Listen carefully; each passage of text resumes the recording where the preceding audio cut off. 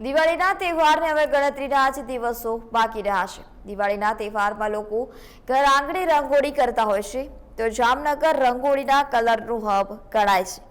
જામનગરમાં 40 જાતના અલગ અલગ રંગો બનાવવામાં આવે છે અને તે રંગોને દેશના ખૂણે ખૂણે મોકલવામાં આવે છે।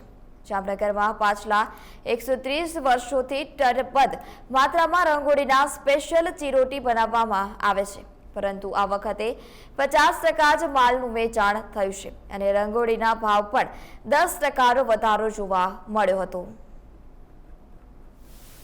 અમે લોકો અહીં જામનગરમાં 130 વર્ષથી રંગોળીના કલરો બનાવીએ છીએ। પહેલાં મારા દાદા બનાવતા, ત્યાર પછી અમે લોકો બનાવીએ છીએ।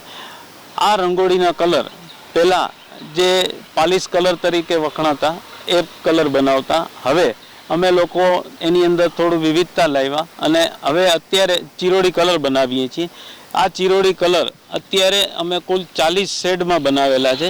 40 શેડની અંદર આ વર્ષે નવા 5 શેડ જે ફ્લોરેસન कलर तरीके છે એ ફ્લોરેસન कलर तरीके 5 શેડનો ઉમેરો કર્યો છે। हर साल हम लोग दिवाली में रंगोली बनाते हैं, तो रंगोली के जो कलर्स होते हैं तो वो हमेशा हम लोग जामनगर से लेते हैं, क्योंकि वहाँ से जामनगर में ऐसी बहुत सारी वैरायटीज़ जैसी रंगोली है, तो उससे हम लोग काफ़ी अच्छा रंगोली बना सकते हैं।